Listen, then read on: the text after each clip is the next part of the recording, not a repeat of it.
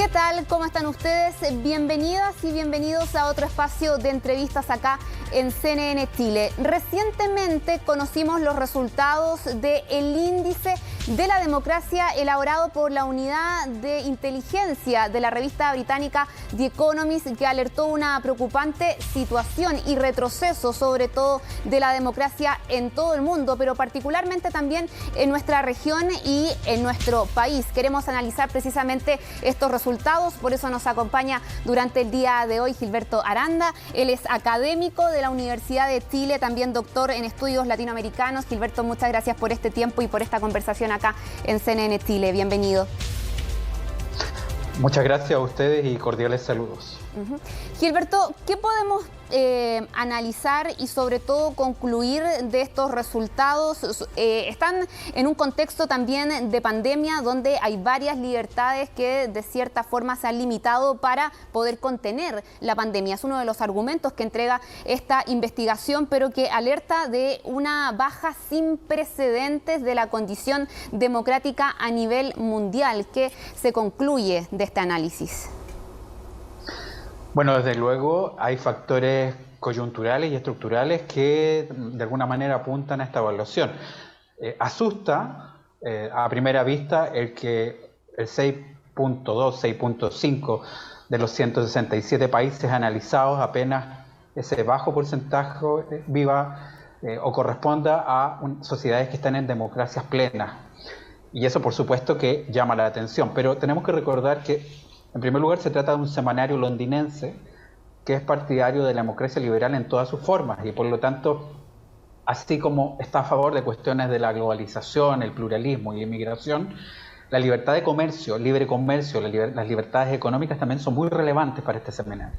Y por lo tanto, al ser relevantes, en un momento en que están en duda esos aspectos, también se resiente sobre la evaluación. Luego, tenemos el aspecto coyuntural de lo que es la pandemia y sus restricciones que han afectado desplazamientos laborales, derechos de los pacientes, etcétera. Y por lo tanto, en ese contexto es dable que sea un resultado de este tipo incluso para la región y nuestro país.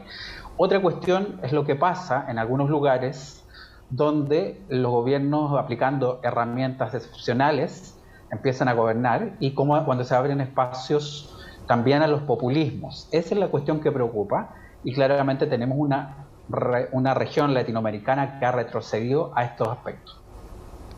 Claro, según este análisis, Latinoamérica es la región que más retrocede, donde se ve la mayor caída y en ese ámbito que mencionabas, la existencia de populismos, también algunos de corte más autoritario en la región, como es el caso de Brasil, también se habla de la situación en México y otros países, preocupa, ¿no? Hay solo 2 democracias plenas en este análisis acá en América Latina, Uruguay y Costa Rica, y en el caso de Chile retrocede porque era una democracia plena hace 2 años atrás y en el último informe también, pero ahora se le califica como una democracia defectuosa, imperfecta.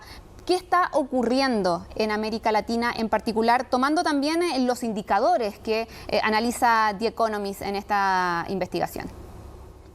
Bueno, en el caso de Chile dice las razones bien claramente el reportaje. Dice que se trata por una parte de la baja sostenida en las confianzas de los gobiernos, en el caso de Chile también, y en las instituciones. Si tenemos algunas organizaciones de reciente origen que rápidamente caen su credibilidad o que está en un vaivén de credibilidad, eso afecta también a lo que es la evaluación de la democracia. Pero además, los procesos políticos, si tienen baja participación, y hemos tenido varias elecciones donde la participación en algunos casos es bastante promisoria, las que están sobre el 50%, como por ejemplo la última elección presidencial, o incluso la elección para dar el apruebo, el inicio al proceso constituyente, son promisorias, pero tenemos otras que bajan de ese 50% y eso afecta a este tipo de índice.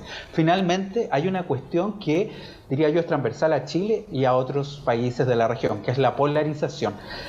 Desde una mirada liberal, básicamente lo que se intenta es ver pluralismo, diversidad de opciones, pero cuando tenemos discursos polares, donde hay posiciones opuestas respecto a todo, orden económico, orden político y de todo tipo, también se resiente en este tipo de índices. Así que la polarización, que en general es algo común a la región, no es un buen indicador para construcciones de democracia desde una óptica liberal o pluralista. Y al parecer marcó al país luego de la segunda vuelta electoral de la presidencial, ¿no? Lo menciona The Economist en el análisis también, lo polarizado que estuvo Chile durante esa campaña, las opciones también que se presentaron, y menciona la caída y la salida en este balotaje de grupos políticos tradicionales que habían marcado la política del país en los últimos 30 años. ¿Cómo poder hacer ese análisis? ¿Qué tan nociva también es esa polarización, o que aparezcan otras opciones quizás distintas a las que marcaron la política en décadas anteriores para una medición democrática como la que se realiza? Mira, voy a ser bien honesto en esto, decirte que hay muchos analistas y colegas que están hablando de que la polarización es solo de las élites. Eso es probable en algún momento de este proceso que ya lleva 2 años.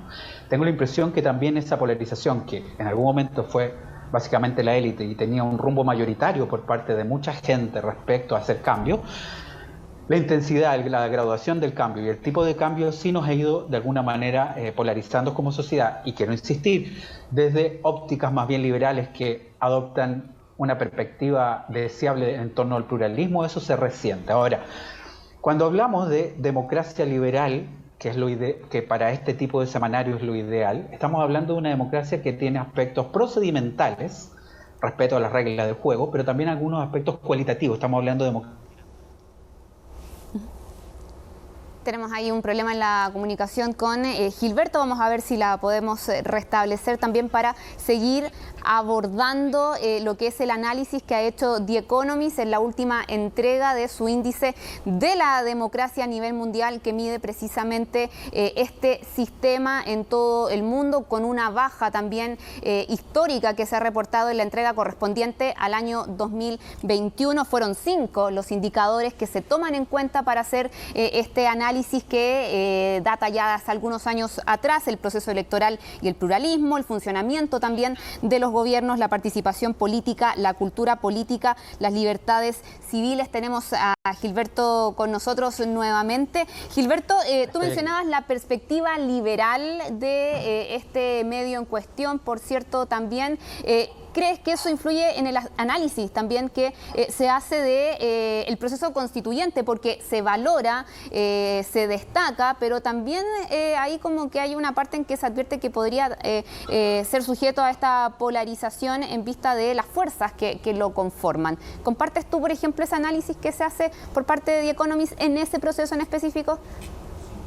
Bueno, desde luego la entrada, el ingreso a este proceso constituyente de cambios para profundizar la calidad y textura de la convivencia, es decir, la democracia, abrió mucha expectativa, y también explica que Chile durante 2 años consecutivos haya sido parte de lo que son los países de democracias plenas. Pero después de 2 años hay ciertamente una convivencia que se ha ido resintiendo por parte de que incluso dentro del país mayoritariamente que está abierto a los cambios y que desea cambios, hay diferencias. Luego, no hay que olvidar que esta perspectiva liberal está pensando en 2 cuestiones, 2 aspectos bien cruciales, que son respeto a las minorías y separación de poderes. Cuando hay una serie de declaraciones o hay mociones muy creativas que hablan de que los poderes se disuelven, aun cuando esa moción no haya sido aceptada por el Pleno de la Convención Constituyente, claramente esa es una señal de alerta para este tipo de semanario, que, insisto, tiene una mirada de la democracia liberal. La democracia liberal es una forma de democracia, para algunos la más, si no la perfecta, la que más se acerca a un ideal, y ciertamente hay otras maneras de acercarse a la democracia, pero para este tipo de semanario eso es muy relevante. También quiero hacer presente que estamos hablando de un proceso como el chileno que da espacio y voz a las minorías identitarias, étnicas, etc. Pero también una articulación de diferentes minorías puede producir una mayoría que haga caso omiso o que coloque atención a aquellos ciudadanos que tienen otra perspectiva al respecto. Eso también puede resentir en este tipo de evaluación. Por lo tanto, estamos ciertamente en un proceso que yo diría que abre algunas incertidumbres para este tipo de publicaciones. Gilberto, por último, no puedo dejar de preguntarte qué pasa con China, porque el nombre de este análisis, de hecho que se da a conocer correspondiente al año 2021, es el desafío de China, un país que no podemos decir es una democracia, pero que sí tiene una influencia muy importante también en nuestra región y en el ámbito geopolítico está teniendo cada vez un rol también bien preponderante. ¿Qué viene en ese sentido para el orden mundial? Por cierto, analizando lo que está ocurriendo en China y su avance, no solamente económico, sino también político. Bueno, desde luego yo, si me permites un detalle, es importante pensar de que Chile, si bien no está en el grupo de las democracias ideales para este semanario, tampoco está muy lejos de volver a ingresar, y eso me parece que es alentador.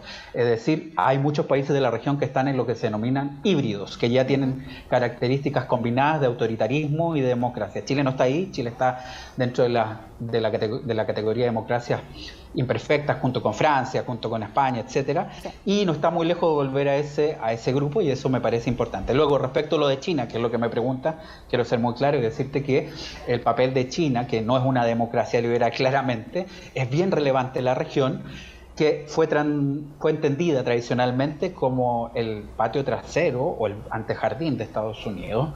Hoy día tenemos una potencia que está siendo desafiada por China, Estados Unidos, y que de alguna manera eso se refleja también en una serie de acuerdos económicos y geopolíticos en torno a esta competencia.